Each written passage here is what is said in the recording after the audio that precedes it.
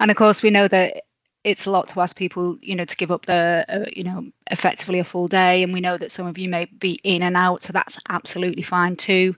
The Teams link is open all day. So if you need to leave for whatever reason, you just want to pop out and take some space, then that's okay. So on that note, with no further ado, we will hand over to our first presenter, who's Katie Munday, Imagining Transgender Autistic Participatory Action Research.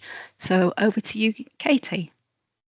Yeah, hi. Yeah, thanks for having me today. I'm really excited to be here with everyone. There's loads of people in the chat, loads of recognisable names and faces as well, which is lovely. Always nice to see everybody. So I struggled with titling my what I'm going to call my talk today, or maybe my pondering out loud today, about imagining transgender autistic participatory action research. Is it imagining?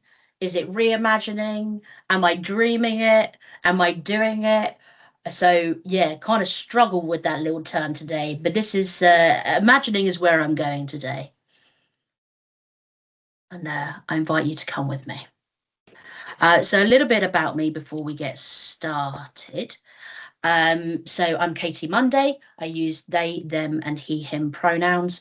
I identify as a lot of things, but today, and to do with this work, I kind of situate myself as neurodivergent, trans, and very, very tired, like soul tired, symptomatic tired, but also systemic tired as well.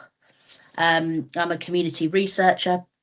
I'm focused primarily on healthcare access for trans or the wider LGBTQIA plus community and disabled people. But my PhD is on health and social care experiences of trans and gender diverse autistic adults living in the UK. I think I'm going for the longest title for PhD. But I might use the word trans today. I might use the word transgender and gender diverse. I might use the word trans plus. It's all the same for me as far as I'm concerned. So I use that trans umbrella in the widest imaginings of transness. So anything from like trans feminine and trans masculine to non-binary, agender, people who sit so far outside of gender as well. Appreciating that also this kind of binary gender is very much based in colonialism, so that there might be people who might be considered to be part of the trans community that don't necessarily feel that or fit that culturally as well. But I want to nod to that as well today. So I think I'm wondering about today three different things that are different but very much interlinked, and are things I constantly think about as a researcher and a PhD candidate. So I'm thinking about epistemic injustice and what that means for trans autistic people and trans autistic researchers as well. Participatory action research with trans and gender diverse autistic adults, and doing PAR as a TGD or trans and gender diverse autistic researcher. So I'm going to be reflecting on my PhD study, my community research, but also my lived life as well. I can't separate my lived experiences from my research, and neither, quite frankly, would I want to. That doesn't mean everything I do in life is research worthy. It just means that they entirely overlap. So epistemic injustice is very complicated and yet very simple at the same time, as many of these things are. It's about marginalized communities being denied this opportunity to create knowledge and mean making from our experiences. So it's very much based in a power dynamic, or actually a web of power dynamics, because in my own research, myself as the person who kind of looks after the co-researchers, not quite the word I'm looking for, but organizes the co-researchers, I'm also kind of almost part of this power dynamic as well. But then how I sit within the academy and that power dynamic, and then how that sits alongside policy and kind of socio-political issues as well. So these power dynamics are creating different ways of either supporting, and I struggle with the word empowerment in some research, because I think unless you're doing emancipatory or liberatory type research, actually empowerment is a pretty dangerous word we can get involved with, because who decides to give power, and to whom, and to what extent? What does that power actually look like? And who, it's a kind of tumultuous idea of who holds power, when they hold it, who can be in the room, who can be at the table, and actually the table's on fire itself anyways. So epistemic injustice is just this continuation of stopping marginalized people from creating and disseminating knowledge about their own experiences. It's very much based in who is believed, but not only who is believed, but who's actually worthy of being believed, who is enough within spaces to be able to be believed, who's palatable, what works within systems that currently exist.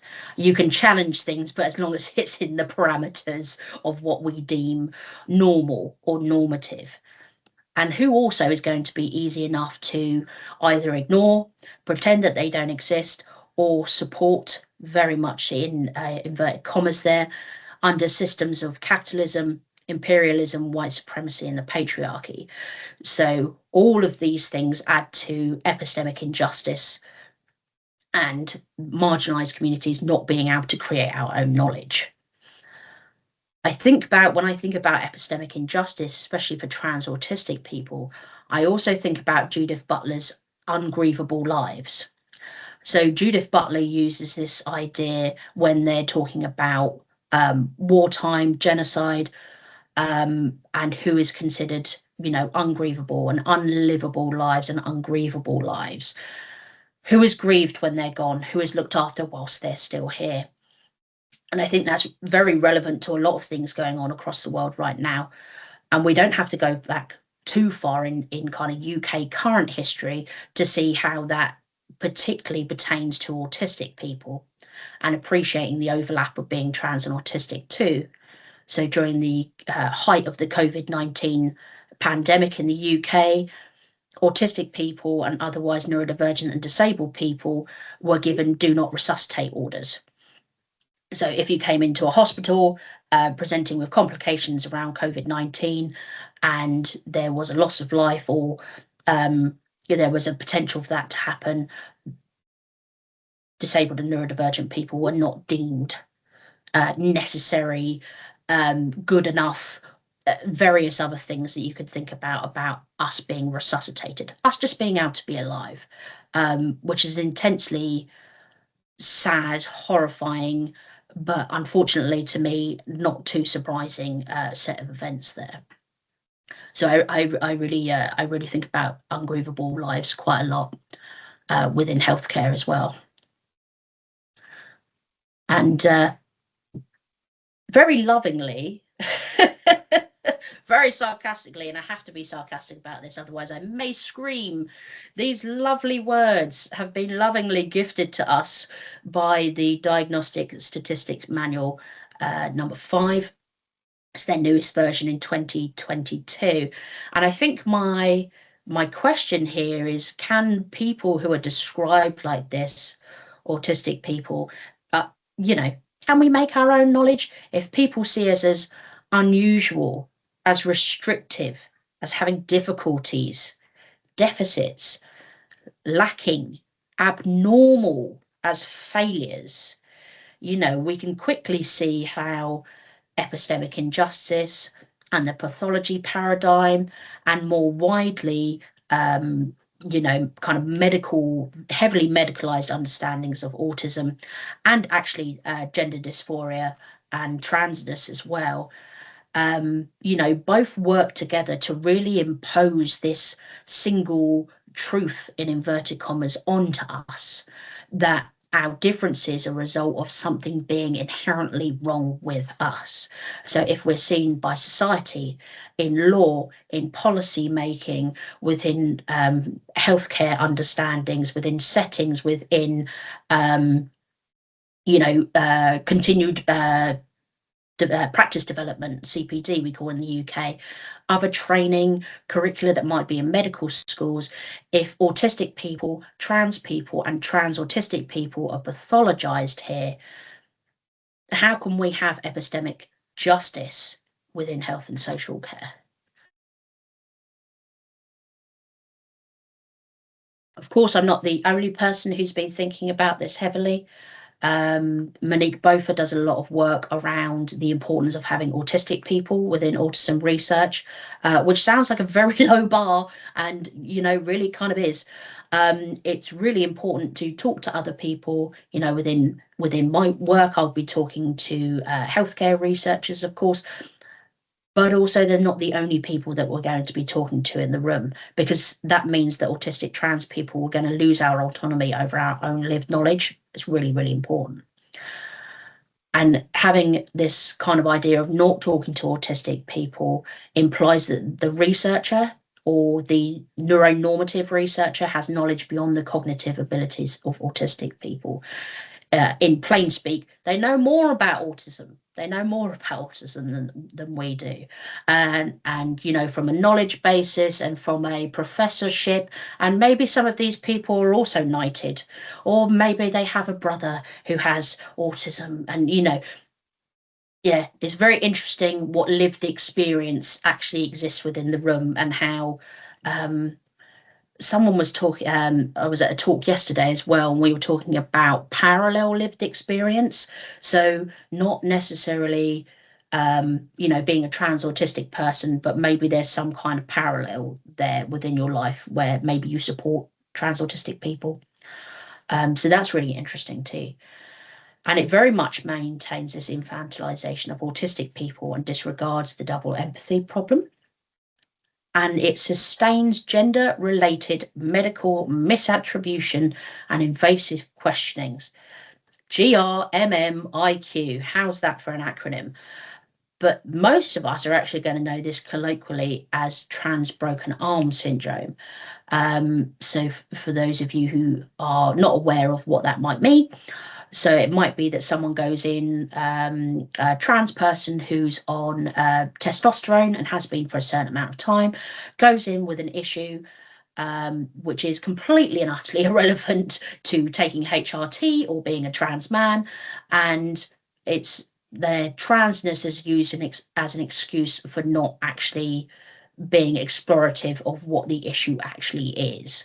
So, well, of course you struggle with that because you're on HRT.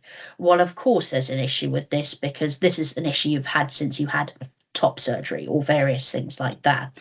I'm also kind of fascinated, and perhaps actually someone in the space today would actually give me an idea of this. I've got a little sticky up here that just says to myself, autistic broken arm syndrome ? So I'm going to be having a look into that as well, because I appreciate this from a lived experience, but from research that I do as well, that actually so many times depression, anxiety, chronic illness, various other things we might come into our primary care or general practitioners and speak to about, depression's quite high in autistic people. Take this medication and off you pop, which, although not untrue, is not particularly helpful. And patient blame really is deeply embedded within healthcare. That can look like transphobia and ableism and the kind of crossover of that, speaking nothing to, of how these experiences are experienced by people who have English as a second, third, fourth, or not a language for them in the UK. People who are Black, brown, or Asian, all these different groups of people, and how these all add on top of each other in what Bofa and Frost has spoken about, minority stress, and how these layers of stress add on top of each other and merge with each other to create something, completely different. So there's lots of things to think about when we do participatory action with any group of people. Remuneration is a big one, getting people paid. My funders are very keen for me to go to conferences and various other things. I am very keen to pay co-researchers and pay participants. So guess where my money is going? Accessibility is a big thing too. Autonomy. There's a certain sense of catharsis that can come from these groups as well. So co-researchers and I meet on a monthly-ish basis and talk about the research as we're going along. So there's a lot of community building going on there as well. I'm going to add some examples of this as we go. I'm actually really interested in accessibility from accessing joy as well, not just being able to access the bare minimum of surviving as a trans autistic person in the UK, but also what that access can look like when it's access to thriving and access to joy as well. Creating safer spaces is really important, and I'll use safer as opposed to safe. Also having conversations around brave and braver spaces as well.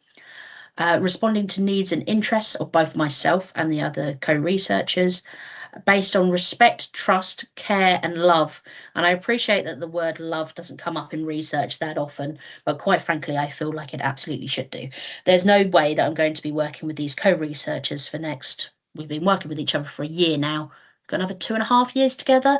There's no way that that isn't going to be a loving kind of relational space. That's just for anyone who knows me, I would like to think that I'm quite a loving person. So so being able to learn and grow together in those processes as well, and holding space. And that's for anyone in this room who facilitates any kind of anything, you will know that actually sometimes if we make a safer space for people to kind of let things out, we've also got to be able to help people to fold things up again before we kind of go on our merry way with work. Yeah, hold on. Let me just try and fix something. Hold on, something just popped up. You can, yeah.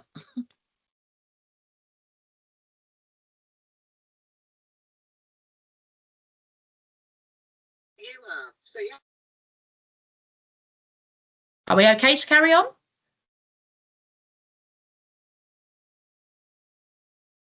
I think so. Sorry, can everyone just make sure they're muted?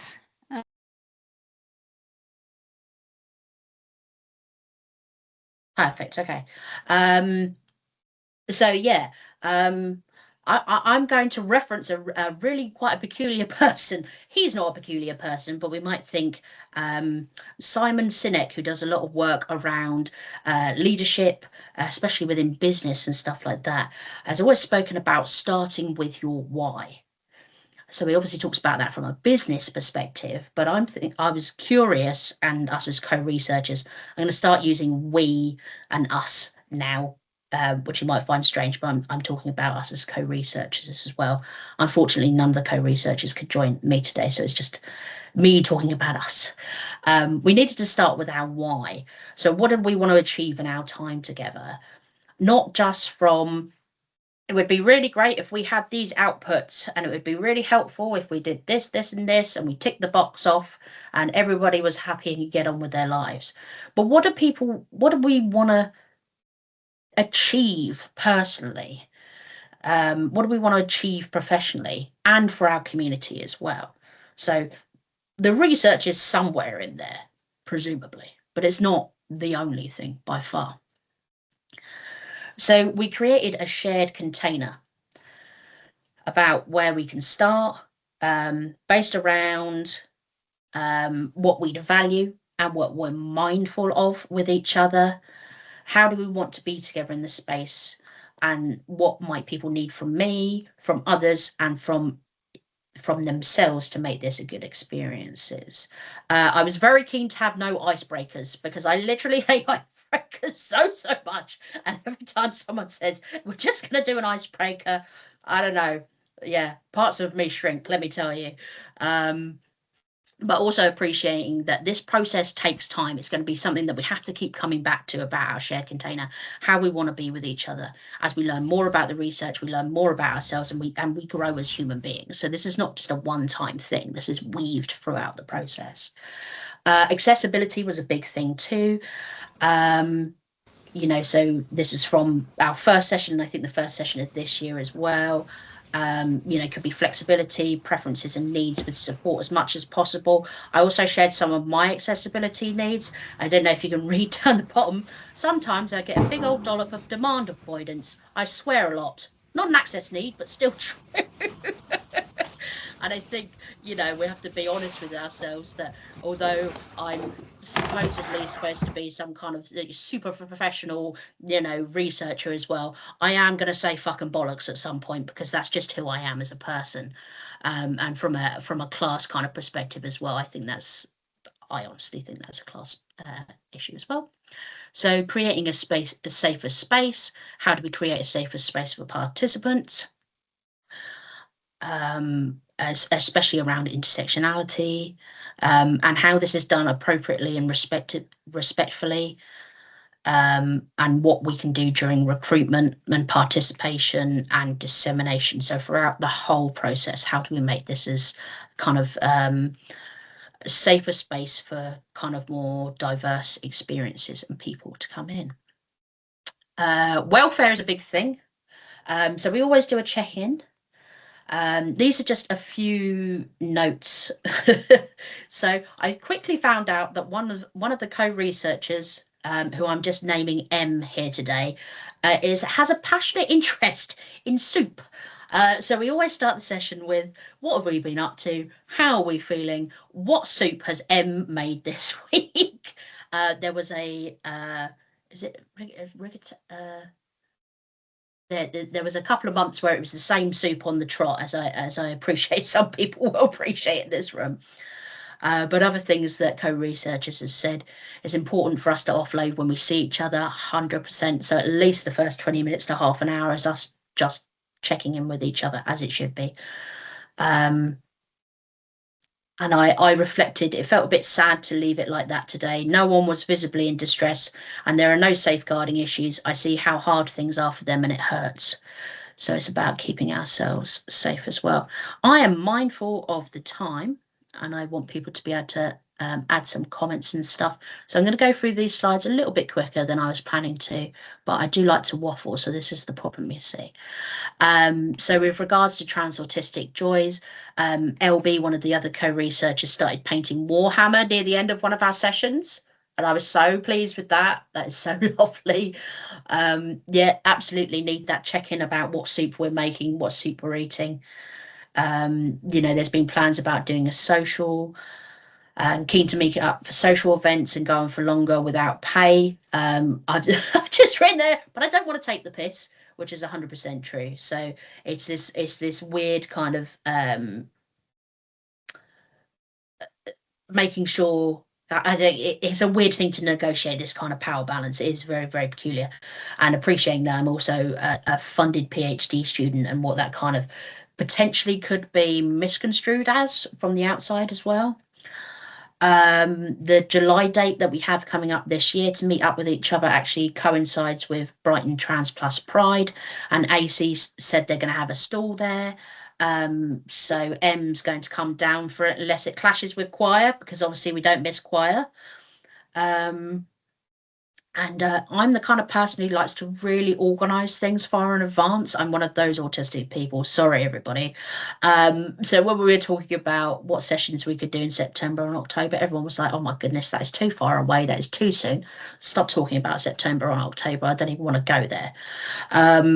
And also that one of the first sessions we did together, one of the co-researchers was a bit funny about not having the camera on, which is absolutely entirely fine, but found out halfway through that they were a bit unsure because they had their PJs on, their pajamas, and then we're all like, well, this is a pajama top and this is a pajama top, and we were all in some kind of like casual housewear, PJs, whatever. So I love this idea of doing research in our PJs.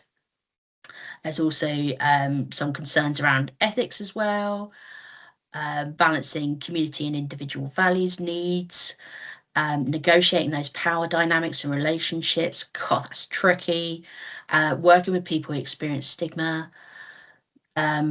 these 5 areas require really careful consideration and like consistent consideration as well. It's not like a one-time thing, and hopefully that will probably cover us for the 3-4 years with each other. That's something we have to constantly come back to as a group.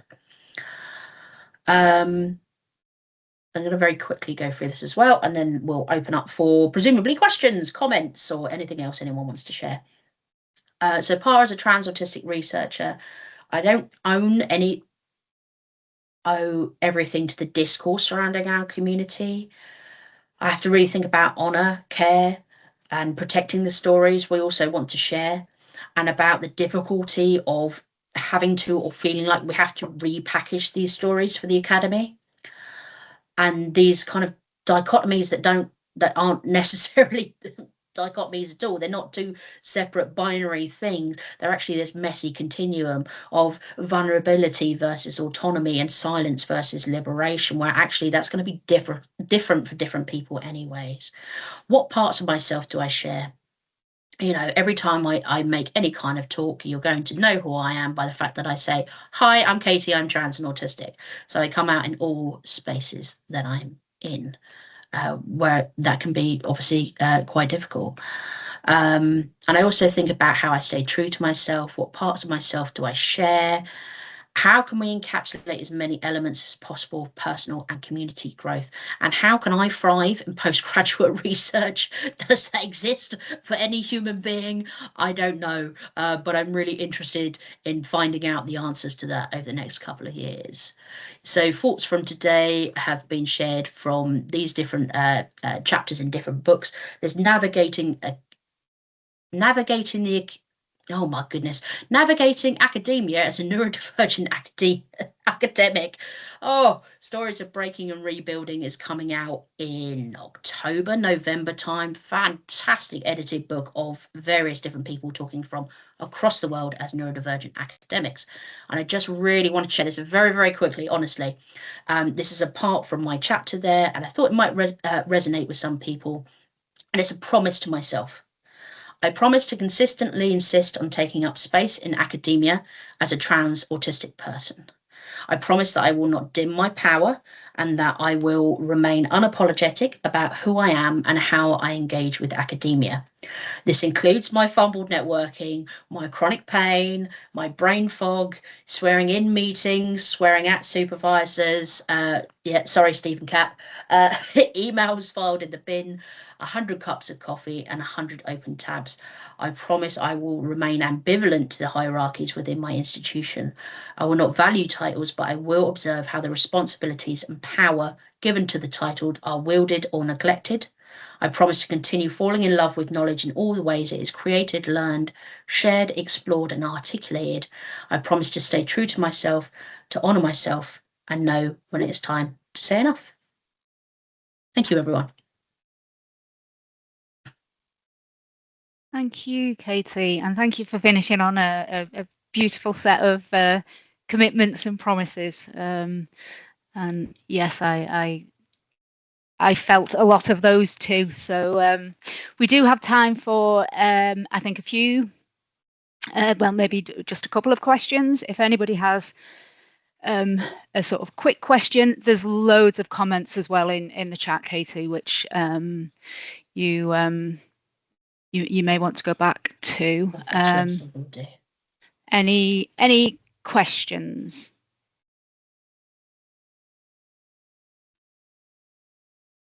Okay, so question from Charlotte. Can you reflect a little on the impact of community researcher funding going towards paying participants rather than conferences? Should we be challenging our funders, universities on this?